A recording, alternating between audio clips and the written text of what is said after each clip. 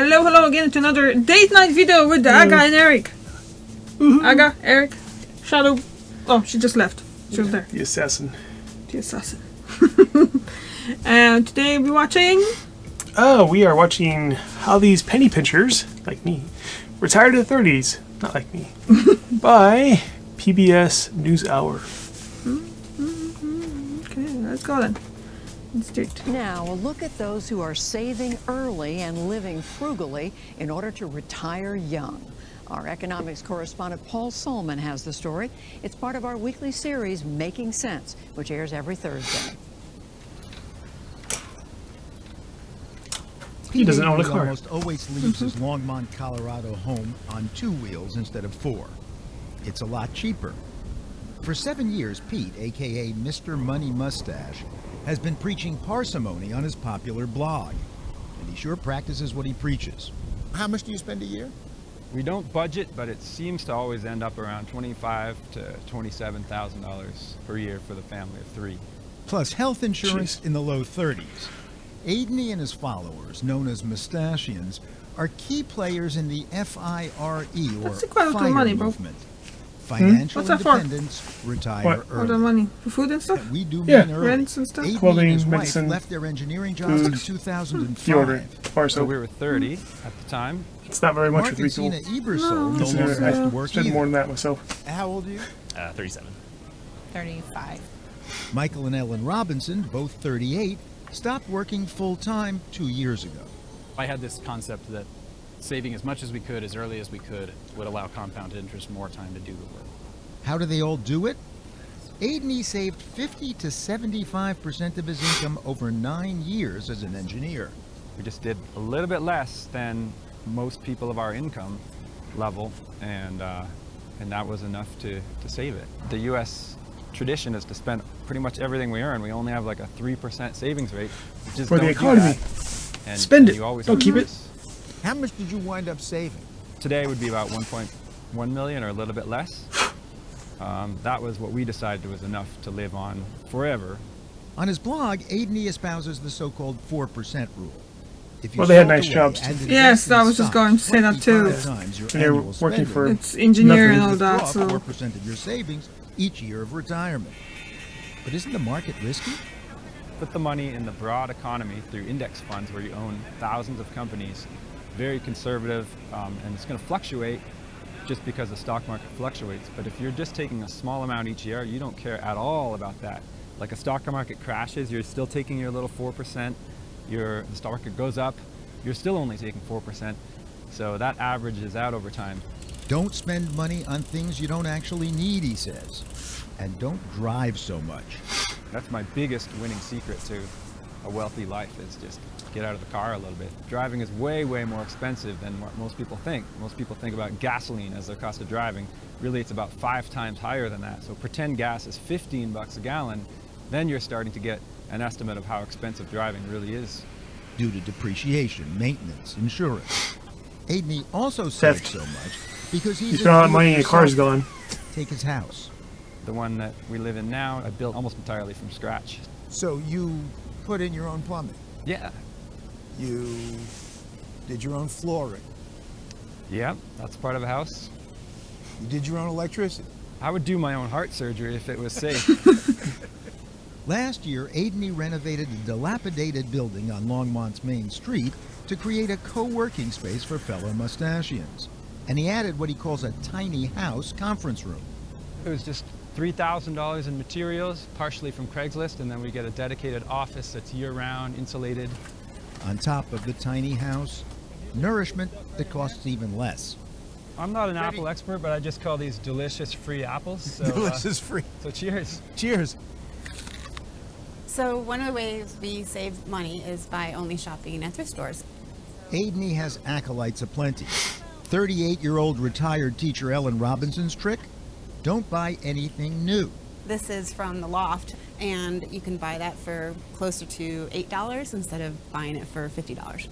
As for the furniture in the home, €8, it's much for me. and their Yeah, two it is. young children, With pennies around, that's The a couch lot goes of to money, hand-me-down I from my think. grandparents. Yeah. These pieces Yeah, of but- And this furniture this right charity here shop were next to us hand-me-downs when would the have a office close, that Michael worked in had to downsize. The for lamp, $2. a friend from my When you were work paying the gave other that one to last me. time, I was looking at those clothes. Yeah, some of them were Actually, probably something I more bought at, expensive than they would Shop. be in actually. Some of them were from pennies, surprise you that but they would be family more car is expensive also than secondhand. what they were. We bought I this think. 2007. Oh, I usually buy in pennies anyway. It's something that's $35 already about discounted 4 years anyway. ago. So And it's pushing It's about cheaper. 195,000 I miles. bought my but work it pants. still works just fine. Yeah, for my our work family. pants. One Charity common shops. feature of the FIRE movement, credit cards used strategically. So we get 6% on groceries if we use this card, so 6% back, 3% on gas, and 3% on department stores. Michael, a you former pay your bill right salesman away. who still enjoys putting in So 1 you to actually 2 make money days from a my week credit as a card. consultant, says the family could spend less than the You can get cashbacks from, Revolut now, $44,500 they too. spent last year. There's some cushion in our budget. We're not down to the bone right now by any means. Do you feel at all deprived? No, I do not feel deprived. Do you feel deprived? No, we don't. Yeah, I am not above the temptation. If I walk into the mall, I am just as drawn to all those things as anybody else. But I just have a dialogue in my head about the decision to very intentionally not buy those things. And also just very intentionally not going to the mall. Restaurant visits are rare. Instead, the retired Robinsons spend their ample free time cooking and eating at home with their kids. But wait a second. Aren't there many Americans who simply don't earn enough to save anything, let alone the amounts Pete Adeney promotes? I'm sure there are, but I also would say that almost everybody can do better, and the lower your income level, the greater the benefit is of figuring out where your money's going. So the median income He's is right about that, figuring $60,000 out or whatever where in they're the US going. for a household. And what's the I know where mine's best going. idea? Yeah, I know. Yeah, I know. $30,000 Was that F-150 PS5? pickup truck. That's the problem. We all scale everything up just a bit more than we can afford. But clearly not everyone can do what Adeney has done. Even in retirement, he has earned enough from his blog that he doesn't need to stick to his $25,000 a year budget. But he does. Because he argues cutting consumption isn't just about saving money. I would say it's immoral to drive like a 6-wheel diesel pickup truck compared to riding a bike or just picking the most practical car for whatever your needs are. Immoral because it's polluting the atmosphere. Yeah, it's because of your Especially if effect it's on not other needed. people and Yeah. other Those cars are people, so designed you're for gonna consume a reasons, lot for more like people metal that they and need fossil that, fuels because they can like just to carry your construction tiny self workers, around. people that they're working with like heavy equipment, they need those pickup trucks. Adeney does Stay at But home not moms, so much. Yeah, get not the kids at school. yeah, that's what I'm saying. Like, stay-at-home mom doesn't need a picking pickup truck at all. No, but they need a vehicle to go shopping. With, Yeah, bring they their kids need with that, them. bring it, but not pickup truck that can lift like 2.5 ton of stuff on in the back I things. don't know. Say, hey, honey, can you bring back a pallet of Oh, sand? you always say against what I'm saying. Pay off debt Bounces first, the phone. in order to get to the point to invest and focus on those kinds of things. How much do you owe right now? The amount that I'm focused on now, minus the student loans, is about $11,000. And even for debt-free higher earners like Mark and Sina Ebersol, becoming financially independent began as a heavy lift. It was pretty hard at the beginning for me, paring it down and saving. That was a very foreign concept for me. Did you like it? No. It felt a little bit like, are we wasting away our good years? 10 years later, the former dance instructor is grateful that she and Mark, an engineer, work only when they want to. We're working on opening a ballroom dance hall. It's kind of like a ballroom dance studio, but more social focused. Ellen Robinson relishes the reward of scrimping that drives the FIRE men and women seeking financial independence. It's not necessarily about not working, but it's the freedom that comes with not having to work. Right now, my kids are 4 and 2, and I'm home with them all day, every day, and not worrying about whether or not we can buy our groceries. As for Mr. Money Mustache himself, The goal is just to live a happy existence and maybe leave the world better than when you started. So I've done small businesses like carpentry, and a lot of dad work has been my biggest occupation, a bit of writing, some music. So I still have, if I'm lucky, another 55 years of retirement to go, and I'll let you know how that turns out. and for as long as I can, I'll be all ears. This is economics correspondent Paul Salman at Mr. Money Mustache headquarters in Longmont, Colorado.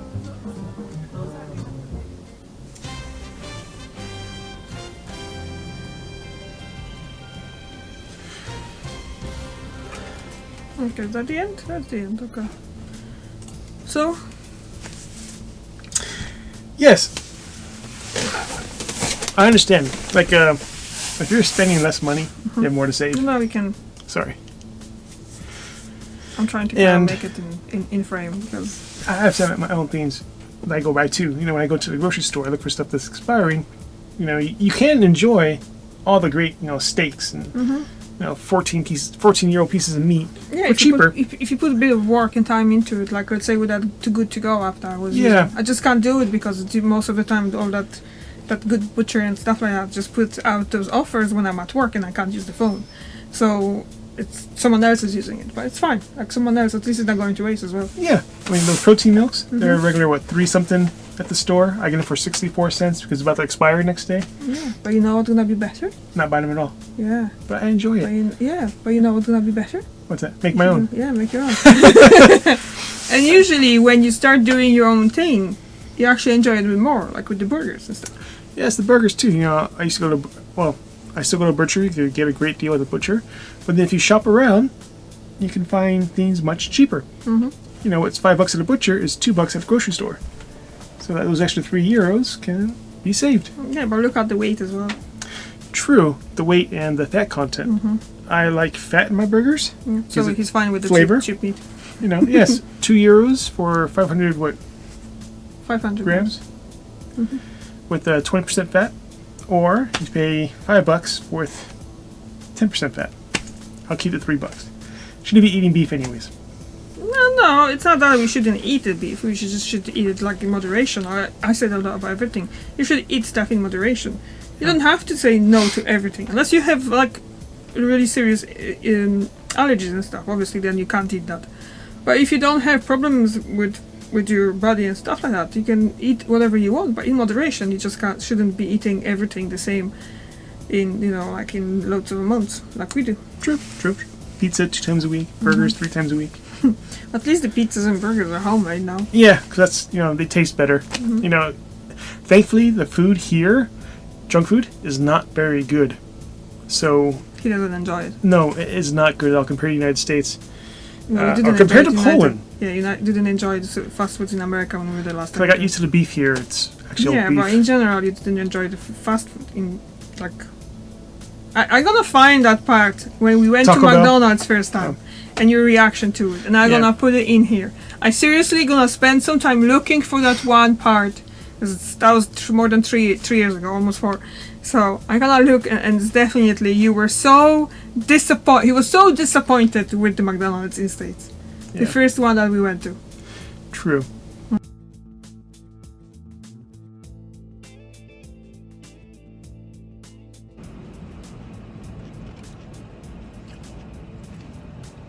Yeah, these fries were disgusting. Oh, you are so disappointed. McDonald's in the United States got a thumbs down. I was looking forward to fast foods, and this is what I get. Big pile of garbage. Eric had a high expectations for fast food here. I just hope the other restaurants don't disappoint me as much as this did. Okay. Nope, that did it for me. Based off this one McDonald's in San Francisco, for this one order. Actually, we're not in San Francisco. Wherever we're at, it's just not. It's not good. I would skip it. But then, if we ever move to Poland, the junk food there is amazing. So hopefully, you're gonna move somewhere far away from the fast food stores. They're mostly in big cities. I will gain weight so fast because we were on holidays. Yeah. All I ate was, triple portions because the food was so good. KFC, oh my god. Pizza Hut, oh my god, it was general over. Food. Yeah, just the food was amazing. So a lot more money went to that compared to here, where I'm cooking at home more. And, I'm not sure about the libraries here, but in the United States, libraries are free.